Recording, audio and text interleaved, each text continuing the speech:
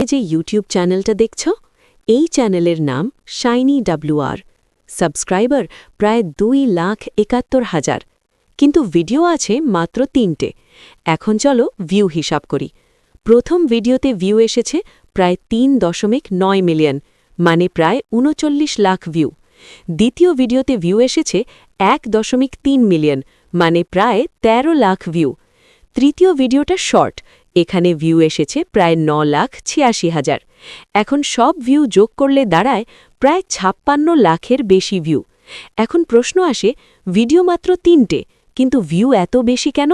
কারণ খুব সিম্পল, এই চ্যানেলটা এমন একটা কন্টেন্ট ধরেছে যেটা মানুষের চোখ আটকে দেয়।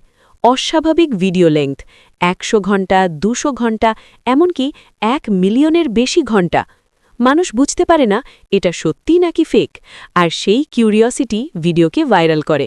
কিন্তু এখানেই সমস্যা শুরু। এই ধরনের ভিডিও একবার ভাইরাল হয়, কিন্তু বারবার হয় না।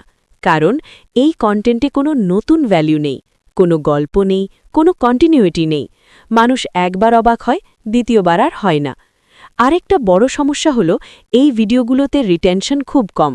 মানুষ ক্লিক করে, 2-3 সেকেন্ড দেখে, তারপর বের হয়ে যায়।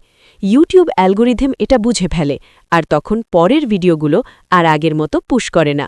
আর সবচেয়ে বড় সমস্যা, এই কন্টেন্টে চ্যানেল ব্র্যান্ড তৈরি হয় না।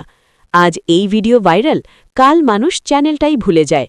এজন্যই আমরা দেখি প্রথম ভিডিও মিলিয়ন ভিউ, কিন্তু পরের ভিডিওতে গ্রোথ আর বাড়ে না।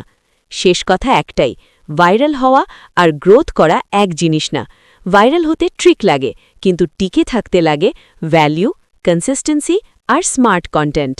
এই অ্যানালিসিস ভালো লাগলে লাইক দাও, আর এমন রিয়েল ইউটিউব অ্যানালিসিস পেতে ফলো করতে ভুলো না।